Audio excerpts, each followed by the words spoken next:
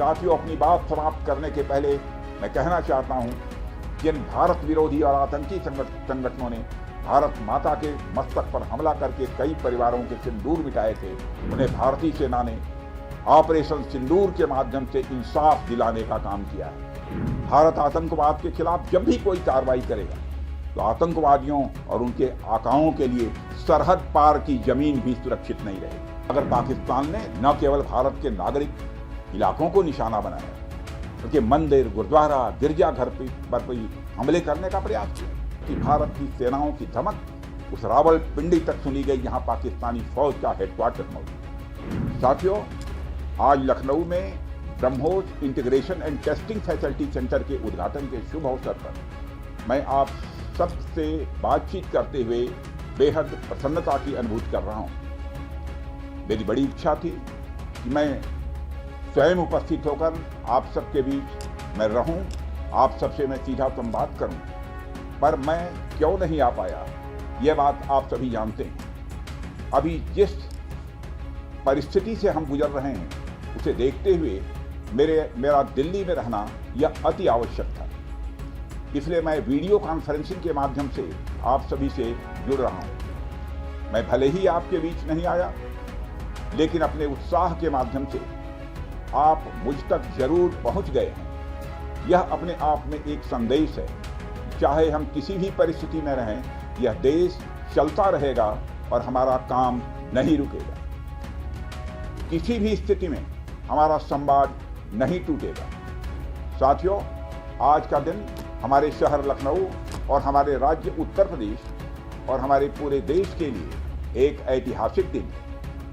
आज का दिन मैं समझता हूं उस शक्ति की आराधना का दिन है जो हमारी सेनाओं को संबल प्रदान करती है, जो हमारी सेनाओं में निहित होकर दुश्मन पर कहर बरसाती है। आज का दिन मेरे लिए व्यक्तिगत रूप से बहुत ही महत्वपूर्ण है, क्योंकि मैंने अपने शहर लखनऊ के लिए एक सपना देखा था कि मेरा शहर भारत के डिफेंस सेक्टर को मजबूत करने में एक बड़ा योगदान दे। वह सपना अब पूरा हो रहा है। साथियों, BrahMos integration and testing facility का उद्घाटन इसलिए भी महत्व रखता है क्योंकि आज का दिन बहुत ही खास है। आप सब तो जानते ही हैं कि आज नेशनल टेक्नोलॉजी डे है। आज ही के दिन 1998 में श्रद्धेय अटल बिहारी वाजपेयी जी के नेतृत्व में हमारे वैज्ञानिकों ने पोखरण में परमाणु परीक्षण करके दुनिया को भारत की ताकत दिखाई थी। और वह परीक्षण हमारे साइंटिस्ट, इंजीनियर्स, डिफेंस पर्सनल और कई अन्य स्टेक होल्डर्स के अथक प्रयासों का ही परिणाम था। यह हमारे वैज्ञानिकों तथा इंजीनियर्स को मान्यता देने, उनको रिकॉग्नाइज करने और उनके कंट्रीब्यूशन को एक्नॉलेज करने का दिन है। मुझे अच्छी तरह याद है, जब मैंने इसका शिलान्यास किया था, उस समय माननीय मुख्यमंत्री श्री योगी आदित्यनाथ जी भी थे। उस दौरान मैंने यह इच्छा जाहिर की थी, जितनी जल्दी हो सके इस प्रोजेक्ट को पूरा कर लिया जाए। और मुझे यह देखकर बेहद खुशी हुई कि आप लोगों ने मेरी भावनाओं का सम्मान रखा और महज 40 महीने में इस प्रोजेक्ट को पूरा करके दिखाया। आज हमारे आसपास जैसी परिस्थितियां हैं, उसे देखते हुए ये बेहद जरूरी हो जाता है कि हम अपने लक्ष्यों को ऐसे ही समयबद्ध तरीके से पूरा करते रहें। इस मौके पर मैं उत्तर प्रदेश के माननीय मुख्यमंत्री श्री योगी आदित्यनाथ जी का विशेष आभार प्रकट करता हूं। यदि इतने कम समय में ब्रह्मोस की इंटीग्रेशन एंड टेस्टिंग फैसिलिटी की स्थापना हो सकी, तो इसके पीछे योगी जी का बहुत बड़ा योगदान है। मैं DRDO, हमारे वैज्ञानिक, हमारे इंजीनियर्स और इस प्रोजेक्ट से जुड़े हर व्यक्ति और संस्था को मैं हृदय से बधाई देता हूं।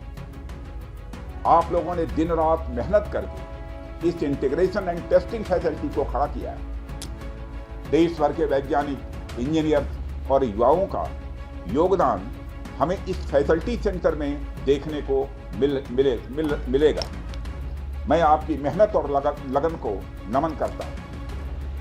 साथियों, हमारी सरकार जब उत्तर प्रदेश में डिफेंस कॉरिडोर के विजन को लेकर आगे बढ़ी थी, तो उस समय हमारे सामने अनेक बड़े लक्ष्य थे। उन तमाम लक्ष्यों में से हमारा एक उद्देश्य यह भी था कि हम उत्तर प्रदेश को एक बार फिर देश के प्रोडक्शन सेंटर के रूप में डेवलप करें। यूपी डिफेंस कॉरिडोर लखनऊ सहित कानपुर, झांसी, चित्रकूट, आगरा और अलीगढ़ से होकर गुजरता है और ये सभी नोड्स आने वाले समय में विकास के नए केंद्र बनकर उभरेंगे। साथियों, एक उदाहरण मैं आपके सामने रखूं तो आप में से बहुत लोगों को पता होगा, एक समय कानपुर और आसपास का क्षेत्र प्रोडक्ट्स की मैन्युफैक्चरिंग के लिए जाना जाता था। आर्थिक रूप से यह क्षेत्र बहुत ही समृद्ध था। इसे मैनचेस्टर ऑफ द ईस्ट कहा जाता था। लेकिन आजादी के बाद अनेक कारणों से आर्थिक प्रगति की राह में यह क्षेत्र पिछड़ता गया और कहीं पीछे छूट गया। मैं उन कारणों में तो नहीं जाना चाहूंगा, पर कहना यह चाहता हूं कि यूपी डिफेंस कॉरिडोर के निर्माण के बाद यह क्षेत्र फिर से एक बार अपने पुराने वैभव को प्राप्त करने की ओर आगे बढ़ चला। मुझे इसमें कोई संदेह नहीं है कि कानपुर विकास की उन ऊंचाइयों को छुएगा जो दुनिया के विकसित क्षेत्रों के लिए अनुकरणीय होगा। कल को वेस्ट में कोई क्षेत्र जब बहुत अधिक प्रगति करेगा तो उसे कानपुर ऑफ द वेस्ट कहा जाएगा। इसी प्रकार डिफेंस इंडस्ट्रियल कॉरिडोर के सभी नोड्स को डेवलप करने के लिए हम पूरी तरह से कमिटेड हैं। मुझे यह भी बतलाया गया है कि अभी उत्तर प्रदेश डिफेंस कॉरिडोर में aircraft manufacturing, UAV, drones, ammunition, composite and critical materials, small arms, textile तथा पैरासूट आदि में मेजर इन्वेस्टमेंट किए गए। एक अच्छी बात यह है कि इस डिफेंस कॉरिडोर में हमें पब्लिक सेक्टर और प्राइवेट सेक्टर दोनों की ही बड़ी अहम भागीदारी दिखाई दे रही है। साथियों, जब मैं प्राइवेट सेक्टर की भागीदारी की बात कर रहा हूं तो मुझे यह बताते हुए बड़ी खुशी हो रही है कि लखनऊ में ही पीटीसी इंडस्ट्रीज लिमिटेड द्वारा titanium and super alloy material plants की शुरुआत की जा रही है। इसके अलावा 7 एडिशनल क्रिटिकल प्रोजेक्ट्स की भी नींव इस समय रखी जा रही है। यह निश्चित रूप से रक्षा क्षेत्र में भारत की आत्मनिर्भरता की गति को और तेज करेगा। मैं इसके लिए श्री सचिन अग्रवाल को भी बधाई देना चाहता हूँ। हमारा सपना है कि उत्तर प्रदेश दुनिया के टॉप डिफेंस प्रोडक्शन और एक्सपोर्ट डेस्टिनेशन के रूप में जाना जाए। आज जो ब्रह्मोस फैसिलिटी शुरू हो रही है, मैं समझता हूँ वह यूपी डिफेंस कॉरिडोर का यह गौरव होगा। यह सिर्फ उत्तर प्रदेश का ही नहीं बल्कि देश का सबसे बड़ा BrahMos integration and testing facility centre है। यह रक्षा क्षेत्र में भारत की आत्मनिर्भरता के प्रयास को भी मजबूती प्रदान करेगा। साथियों, जहां तक ब्रह्मोस का प्रश्न है तो आप सभी यह जानते हैं कि ब्रह्मोस दुनिया के सबसे तेज सुपरसोनिक क्रूज मिसाइल्स में से एक है। ब्रह्मोस सिर्फ एक हथियार नहीं है बल्कि यह अपने आप में एक मैसेज है। मैसेज हमारी आर्म्ड फोर्सेस के स्ट्रेंथ का है। मैसेज दुश्मन के प्रति हमारी डेटरेंस का है, प्रतिरोधक क्षमता का है। मैसेज हमारी बॉर्डर्स की सेफ गार्डिंग के हमारी प्रतिबद्धता का है। साथियों, पोखरण परमाणु परीक्षण में महत्वपूर्ण योगदान देने वाले मिसाइल मैन और हमारे पूर्व राष्ट्रपति डॉक्टर APJ अब्दुल कलाम ने यह कहा भी था कि unless India stands up to the world, no one will respect us in this world. Fear has no place, only strength respects strength. अर्थात दुनिया कमजोरों का नहीं बल्कि शक्तिशाली का सम्मान करती है। उनका विजन था कि हमें अपनी ताकत को और मजबूत करना होगा। जब तक कोई देश ताकतवर नहीं होगा, दुनिया उसका सम्मान नहीं करेगी। आज भारत दुनिया के सबसे शक्तिशाली राष्ट्रों में से एक है। हम लगातार अपनी ताकत और बढ़ा रहे हैं और मैं समझता हूं कि आज जो फैसिलिटी सेंटर शुरू हो रहा है, यह भारत की शक्ति को और मजबूत करने में सहायक होगा। साथियों, यह केवल एक फैक्ट्री का उद्घाटन भर नहीं है बल्कि मैं समझता हूं कि रक्षा क्षेत्र में भारत की आत्मनिर्भरता की दिशा में एक बहुत बड़ा कदम है। उत्तर प्रदेश डिफेंस इंडस्ट्रियल कॉरिडोर बनने के पश्चात उत्तर प्रदेश के इंडस्ट्रियल डेवलपमेंट का एक नए सिरे से श्री गणेश हो चुका है। इस डिफेंस कॉरिडोर में अब तक कुल 180 के लगभग एमओयूज साइन किए जा चुके हैं, जिसमें 34,000 करोड़ रुपए का इन्वेस्टमेंट प्रपोज्ड है। आपको यह जानकर खुशी होगी कि अभी तक इस कॉरिडोर में 4,000 करोड़ रुपए का इन्वेस्टमेंट किया भी जा चुका है। साथियों, टेक्नोलॉजी डे के दिन इस हाई टेक्नोलॉजी प्लेटफॉर्म फैसिलिटी को इनागुरेट करना अपने आप में एक लैंडमार्क डे है, परंतु इसके साथ साथ यह भारत की नई इनोवेटिव एनर्जी को भी दिखाता है, जिसको हमने पिछले कुछ सालों में गति देने का प्रयास किया है। हम सब जानते हैं कि इस समय टेक्नोलॉजी के क्षेत्र में, खासकर critical high and frontier technology के क्षेत्र में बड़ी तेजी से बदलाव आ रहा है। चाहे सिविल सेक्टर हो या डिफेंस सेक्टर, आज रोज नई नई टेक्नोलॉजी सभी प्रकार के प्रोडक्ट्स या सर्विसेज में क्रांतिकारी परिवर्तन ला रही है। हमारे जीवन का कोई भी ऐसा कार्य क्षेत्र नहीं है जहां टेक्नोलॉजी हमें डिसरप्टिव तरीके से प्रभावित न कर रही है। दुनिया के हर क्षेत्र में इस टेक्नोलॉजी क्रांति ने एक ऐसी उथल पुथल मचा रखी है जहां पुराने सारे अब तक के स्थापित जो नोशंस हैं, धारणाएं हैं, वो तेजी से बदल रही हैं और ऐसे नए परिवर्तनों का आगाज हो रहा है जिसके बारे में पहले हम सोच भी नहीं सकते। ऐसे में नेशनल टेक्नोलॉजी डे एक खास महत्व रखता है और इस खास दिन पर डिफेंस के क्षेत्र में एक हाई टेक्नोलॉजी फैसिलिटी को उद्घाटन करना मेरे, आपके और हम सब के लिए एक गौरव का विषय है। साथियों, ब्रह्मोस भारत और रूस के हाईएस्ट डिफेंस टेक्नोलॉजी का एक संगम है। जिस तरह हमारा उत्तर प्रदेश प्रयाग स्थित संगम के लिए दुनिया भर में जाना जाता है, उसी तरह आने वाले समय में लखनऊ भी इस टेक्नोलॉजी के संगम के लिए जाना जाएगा और यह संगम कई अनेक विशेषताओं को अपने अंदर समाहित करता है। आने वाले समय में यह रोजगार के सीधे यानी डायरेक्ट और इनडायरेक्ट अवसर पैदा करेगा। मुझे यह भी विश्वास है कि आने वाले समय में यह क्षेत्र एक ग्रोथ पोल के रूप में उभर कर सामने आएगा। साथियों, ब्रह्मोस जैसे कॉम्प्लेक्स सिस्टम की एक खास विशेषता होती और यह सिस्टम अनेक प्रकार के सब सिस्टम, कंपोनेंट और पार्ट से बने होते हैं जिन्हें किसी भी एक जगह पर निर्मित करना संभव नहीं होता। यह सभी अलग अलग पार्ट्स इतने विशेष होते हैं, स्पेशलाइज्ड होते हैं, इनमें से हर एक को बनाने के लिए हाईली स्किल्ड मैन पावर और हाई टेक्नोलॉजी वाले हथियार, औजार, टूल्स की आवश्यकता होती है। आपको मैं यह बताना चाहूंगा कि हमारी डिफेंस इंडस्ट्री के अंदर देश भर में, चाहे वह डीपीएसयू हो या प्राइवेट सेक्टर की इंडस्ट्रियल यूनिट्स हो या जहां भी स्थापित होती हैं, वहां अपने साथ साथ एमएसएमई यानी छोटी औद्योगिक इकाइयों का एक एंसिलरी इंडस्ट्रियल बेस भी निर्मित करती है और इन एंसिलरी इंडस्ट्रियल बेस से पूरे इलाके का एक सामाजिक आर्थिक विकास होता है। मेरा मानना है कि यह फैसिलिटी सेंटर भी वही भूमिका निभाएगा। और साथियों, जैसा कि आप सब जानते हैं, चाहे भारत सरकार हो या राज्य सरकार, हमारी नीति एकदम साफ है। Make in India, make forward. हमारे लिए रक्षा क्षेत्र में आत्मनिर्भरता का अर्थ बहुत व्यापक है।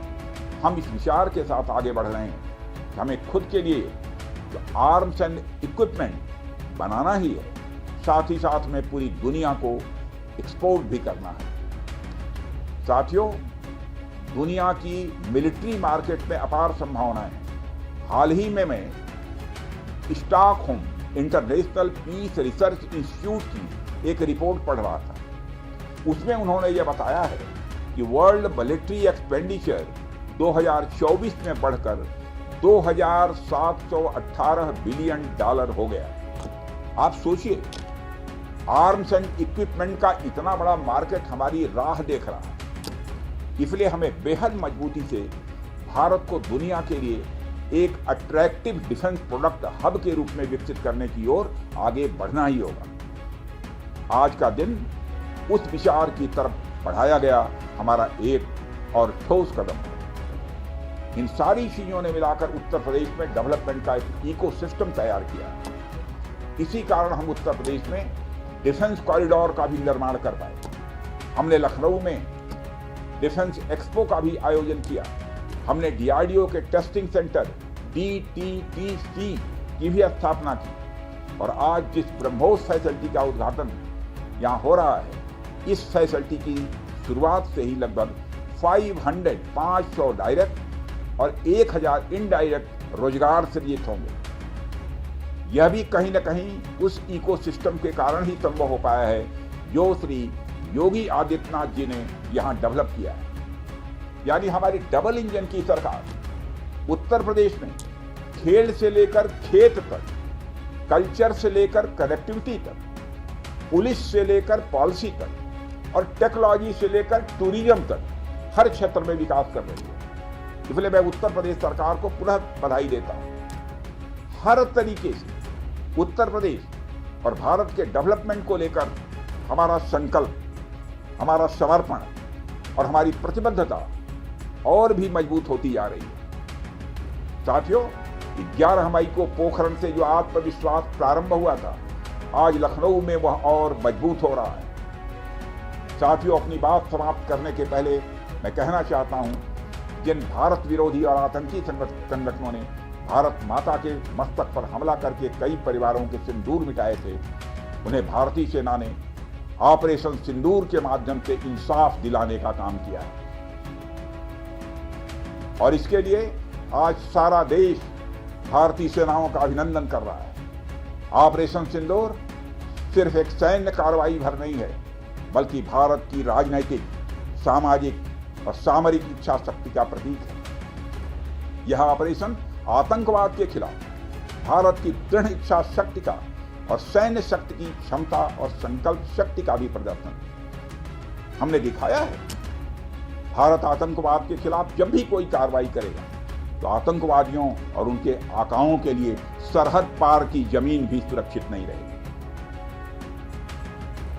भारतीय सेनाओं ने ऑपरेशन सिंदूर को पाकिस्तान में मौजूद आतंकी ढांचा ढहाने के उद्देश्य से लॉन्च किया था।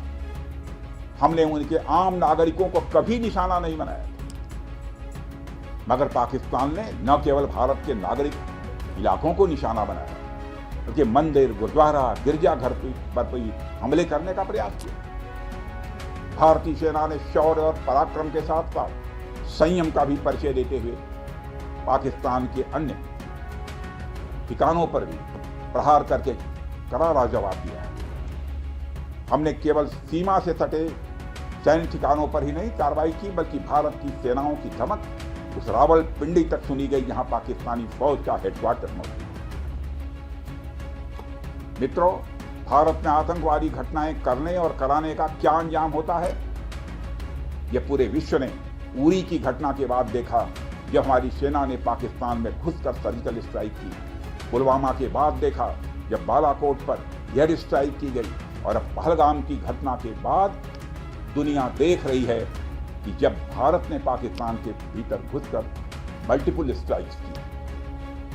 आतंकवाद के खिलाफ जीरो टॉलरेंस की नीति पर चलते हुए हमारे यशस्वी प्रधानमंत्री श्री नरेंद्र मोदी ने स्पष्ट कर दिया है, यह नया भारत है जो आतंक के खिलाफ सरहद के इस पार और उस पार दोनों तरफ प्रभावी कार्रवाई करेगा। यह हमारे प्रधानमंत्री जी ने स्पष्ट रूप से यह संदेश दे दिया। मैं एक बार फिर से BrahMos integration and testing facility centre और इस प्रोजेक्ट में शामिल सभी स्टेक होल्डर्स को हार्दिक बधाई देता हूं। मैं साथ ही PTC इंडस्ट्रीज लिमिटेड को भी उनके एम्बिशियस प्रोजेक्ट पर हृदय से बधाई देता हूं। इन तमाम प्रोजेक्ट्स की शुरुआत पर मैं लखनऊ और उत्तर प्रदेश की जनता को भी बधाई देता हूं, जो इस ऐतिहासिक पहल का हिस्सा बन रही है। अंत में मैं आप सभी का आभार प्रकट करते हुए अपनी बात को समाप्त करना चाहता हूं और आप सभी से मैं खेद भी व्यक्त करता हूं कि निर्धारित समय पर मैं इस कार्यक्रम में उपस्थित नहीं हो सका, लेकिन देर आया दुरुस्त।